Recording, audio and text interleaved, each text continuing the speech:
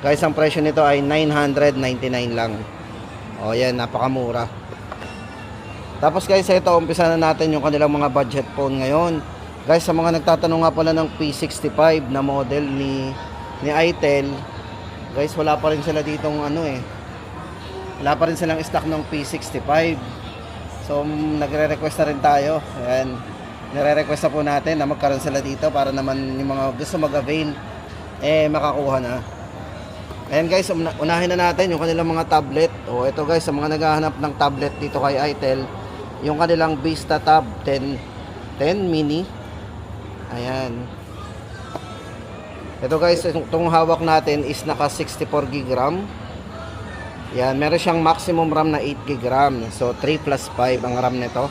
Ito guys is 4G na. Maganda dito sa tablet na to, nalalagyan to ng SIM ha. Pwede ang call and text po dito kay Vista Tab 10 mini. Ito, pagdating sa battery guys, ito ay merong 5100 mAh big battery. Ayan, naka 8 inches po ang kanyang size, 8 inches. Tapos sa high definition IPS display na rin to. Ayan, naka flagship level po yung kanyang unibody design. So yung design po nito guys is pang datingan po nito, para mga flagship tablet ang datingan. Ayan, syempre guys, ito pagdating sa kanyang main camera at yung front camera po nito, meron na itong 5 megapixel front camera and main camera. O ito guys, sa mga naghahanap ng budget na tablet na size na 8 inches dito kay Itel, ito yung kanilang Vista Tab 10 mini. Presyo po nito ay 4,000 only. So napakababa po ng presyo nito, 4,000. Tama-tama yung pambigay natin sa mga bata, pang regalo. Yan. Tapos guys, hindi lang yan, dito kay Itel, meron din silang mas malaking screen. Ito guys, medyo malaking screen ito. Ito, check natin ang size ng screen ito. Ito guys is 11 inches. Yan. Ito po yung naka full high definition display na rin. Itong kanilang Vista Tab 30. Ito ay merong 7,000 mAh battery. Check natin yung kanyang specs and parameter. 7,000 mAh battery. Naka dual speakers. At syempre guys, 4G. Pwede natin lagyan to ng SIM, o di ba? Pang call and text din. Para po sa variant na hawak natin, ito ay merong 12GB RAM 128. So medyo malaki na rin po yung internal storage nito, na 128 na rin.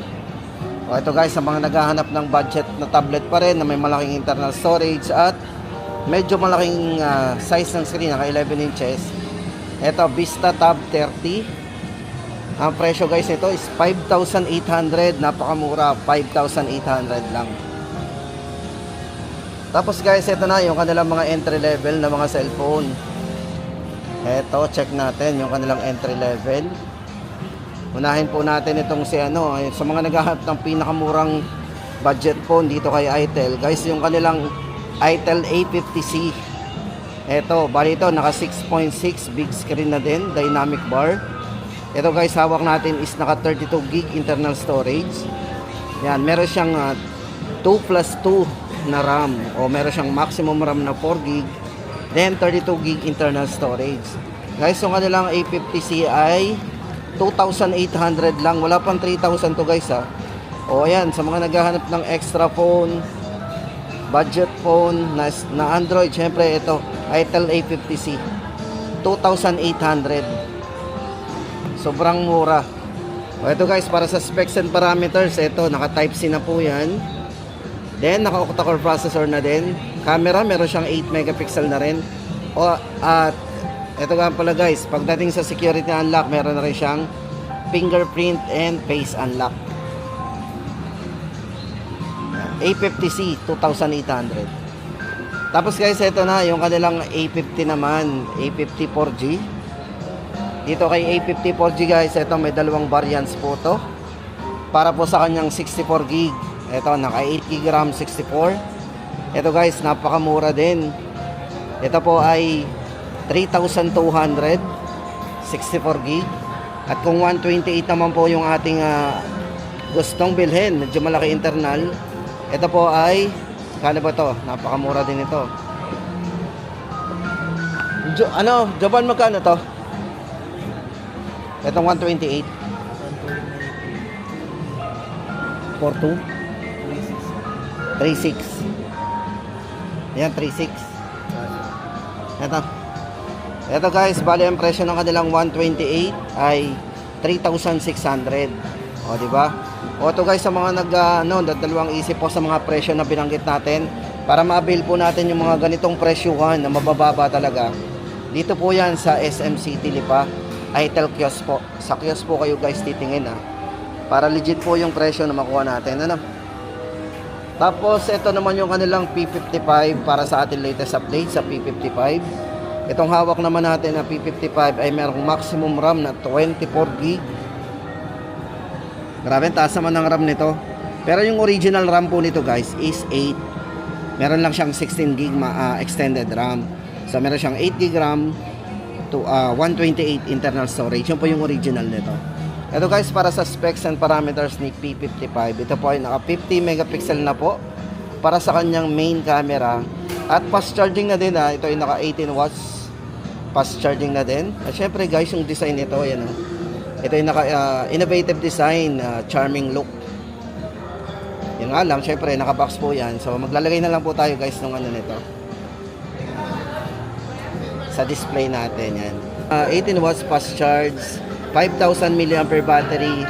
Refresh rate ng screen guys, ito yung naka 90Hz na rin, very smooth na rin.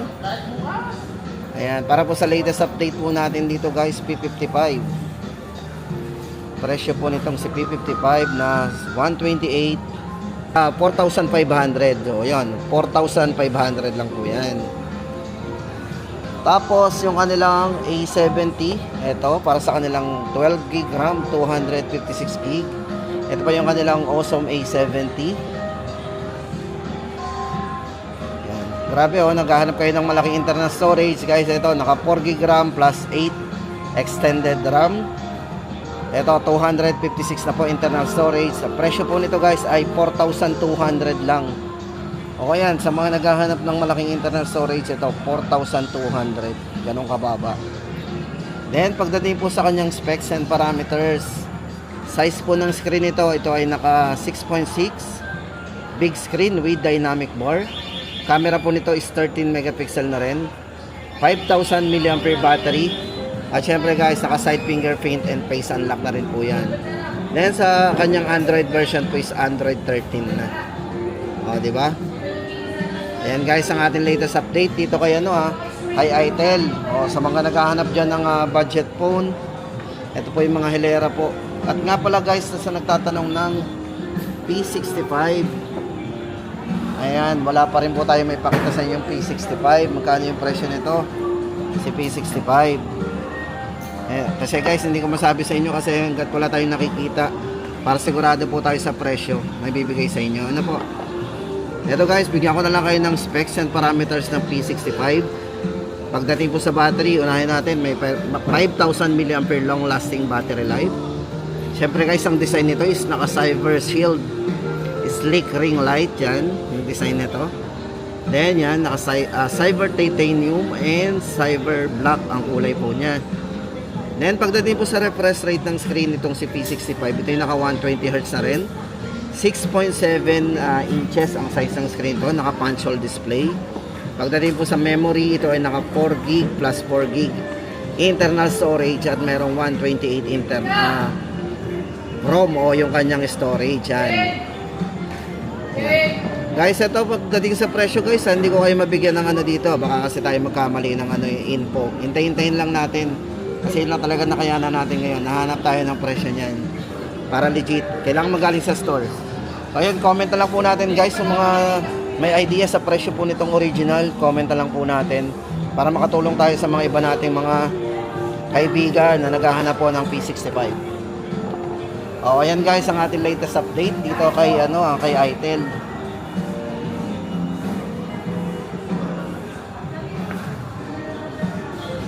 Tapos nga pala guys, ito yung kanilang RS4. Ito sa mga nagtatanong, muntik na nating makalimutan guys, yung kanilang RS4 po. Ito para po sa presyo po ng RS4 ngayon, dating 7,999, ngayon po ay 7,500 na lang po ito. Yan guys, ito naka NFC na po yan, meron siyang near field communication. Tapos ito pagdating sa charging guys, ito ay naka 45 watts. Yan, power charge. Tapos naka 120Hz na rin po yung refresh rate ng screen niya. At para po sa variant na hawak natin, ito po ay merong maximum RAM na 24GB maximum RAM. 256 po internal storage niya. Yan, ito po yung RS4. Tapos yung isang kulay po niya. Ito guys, yung kanyang white color. Ayan.